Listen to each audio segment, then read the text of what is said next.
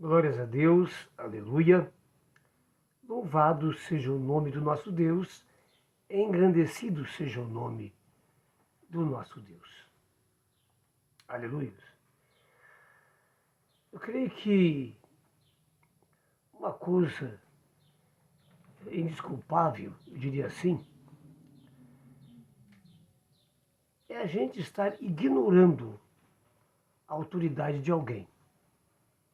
Simplesmente nós a ignoramos. E quando ignoramos a autoridade, automaticamente vai acontecer o caos. Porque tudo na vida tem um sentido e tem um lugar também. Espiritualmente falando, é a mesma coisa. Por isso que a palavra de Deus mostra uma hierarquia espiritual. Né? Ela mostra uma estrutura espiritual para que, de maneira organizada, possamos estar agindo, operando e sendo um ser cristão ou uma igreja. E vimos que a Bíblia ela tem a direção para todas as coisas. Elas precisam funcionar. E funcionando, é claro que vai haver resultados. O reino de Deus ele é perfeito. Aleluias. E é organizado. Porque tudo aquilo que vivenciarmos sem organização é caos. Quer dizer, se choca uma coisa na outra. Ó, não há um equilíbrio, não há uma estrutura. Então, tipo, cada um fala o que quer, diz o que quer, faz o que quer. Muitas vezes chamamos isso de liberdade. Mas não é assim. Com relação, querido, à criação, onde eu quero chegar, é muito difícil falar sobre isso e passar o que Deus quer que você ouça. Em termos sobrenaturais, reino de Deus, sabe, amado, entenda uma coisa. Deus existe. É a primeira coisa. Agora, não é um Deus inativo. Não é um Deus imperceptível. Pelo contrário. A Bíblia declara que tudo está sob o seu controle. Que tolo é o homem que pensa que sabe alguma coisa ou que é alguma coisa. Porque, na verdade, Deus está sempre agindo. E, no seu tempo, fazendo as coisas acontecer. Aleluia. Qual é o problema? Qual é a questão? Onde eu quero chegar? Onde Deus quer chegar? Aleluia. Sou um servo dele, profeta dele. É que muitas vezes nós, ouvindo palestras, ouvindo comentários, por que não dizer muita maledicência, sabe, nós agimos como se Deus não fosse nada disso. Nós agimos, parece que Deus perdeu o controle de tudo. E não perdeu. Amém, amados? Até porque a palavra é muito clara. Em primeiro lugar, nada está oculto a ele. Segundo lugar, vai chegar um momento que vai haver um juízo. E cada um de nós, seja o que for, vai ter que dar conta. Aleluia. Da sua fidelidade, compromisso, né? Do seu fruto, das suas obras. Quer dizer, nada vai ficar simplesmente assim, ó. É claro que não. Aleluia. Eu quero ir assim, em termos de situar, lembrar, aleluia, a palavra que está ali em Eclesiastes. Há tempo para todas as coisas. Se você vai notar, desde a criação houve diversos tempos. Como também houve o tempo da lei, o pacto da lei foi um tempo. Mas hoje nós vivemos no tempo da graça. Em outras palavras, da longanimidade de Deus. Deus estabeleceu esse tempo até a vinda de Jesus. E saiba que esse tempo Deus está agindo, está operando, mas numa realidade agora diferente, o tempo da graça. Aleluia. E o sinal disso é que está lá em Pedro.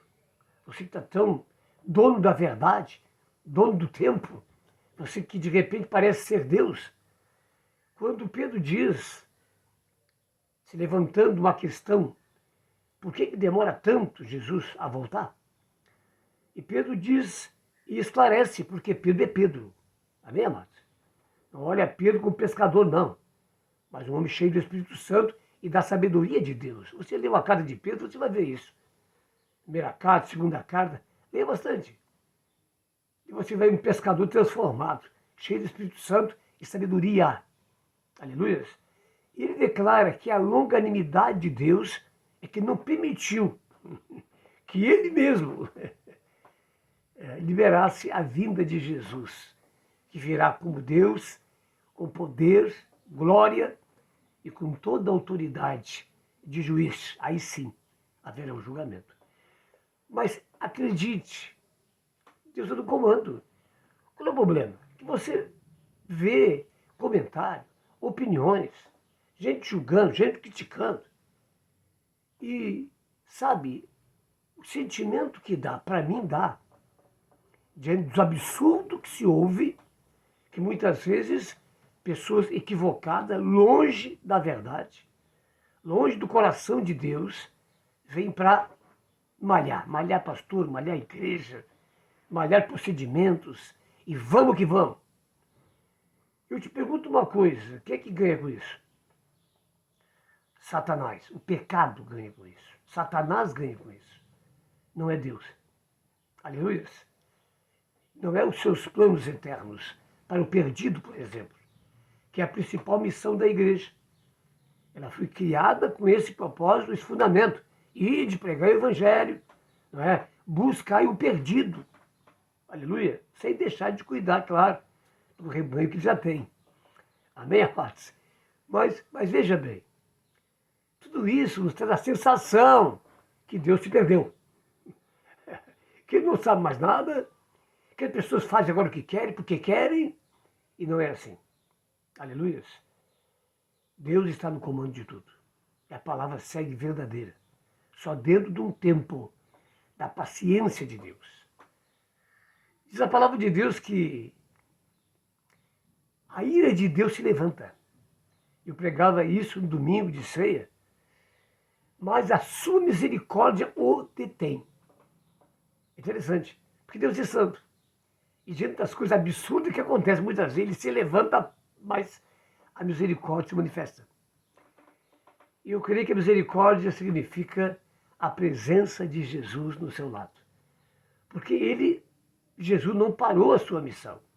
Ele continua essa missão agora, lá no Santíssimo Lugar, com o Pai, e ali ele intercede pela igreja, por você, por mim, com gemidos inexprimíveis.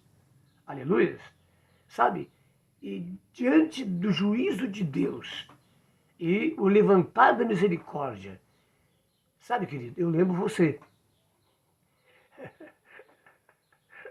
Porque se você estivesse ao lado de Deus, você não impediria o juízo de Deus antecipado.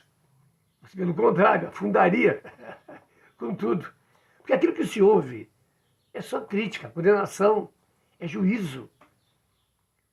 Que Deus está no controle segundo por segundo, milhares de segundos. Nada escapa à sua mão. E no devido tempo tudo vai acontecer. Então, vive a tua vida espiritual. E não fica olhando para os lados, quem sabe para justificar a vida que tu leva. As coisas que precisavam ainda, que precisam, não é, colocar em dia com Deus. E eu creio assim, digo mais uma vez, cuidar de nossa vida já não é fácil. Você pode ter certeza disso. Está preparado, como eu ouvi na pregação de domingo, né? Se viesse e colocasse no teu peito uma espada ou uma arma e dissesse, ou tu nega Jesus, tu morre, o que você diria? Precisamos nos confrontar muitas vezes. Nós queremos olhar para o lado, mas como é que nós reagiríamos em algumas situações. Aleluias. Então veja bem, queridos, a misericórdia tem que exceder a ira. Se a misericórdia em você, como Deus, não deter a ira, então há algo errado com a nossa espiritualidade.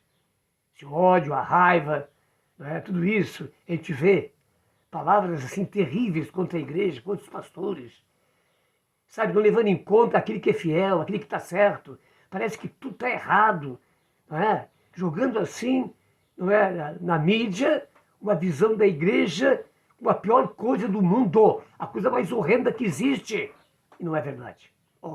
Não é verdade. Isso é obra de Satanás. Antigamente, isso era colocado de outra maneira. Quando chegavam os cristãos em algum lugar, sabe qual é a estratégia do diabo? Era a seguinte: aí vem os revolucionários. Diziam que era uma revolução.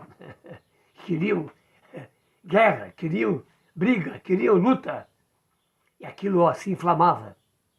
Quer dizer, o diabo sempre tem uma maneira de agir para destruir a igreja. Escute, a igreja fiel começou em Jerusalém. E nada há de TV, a fiel. Tem que olhar direito para as coisas. Aleluias. E não derramar coisa assim, botar no ventilador para espalhar, não é? E para largar uma visão totalmente abrupta, errada da própria igreja, que existe e que é fiel. Seja pequena ou grande, não sei, mas ela existe. No pior tempo do terror na igreja, ela subsistiu. Aleluias. Onde centenas de pessoas eram crucificadas. Aleluias. Pós-Cristo. Muitos anos depois, 100 anos depois. A história conta isso. A perseguição da igreja. O tempo das trevas. Então, querido, é bom parar para pensar.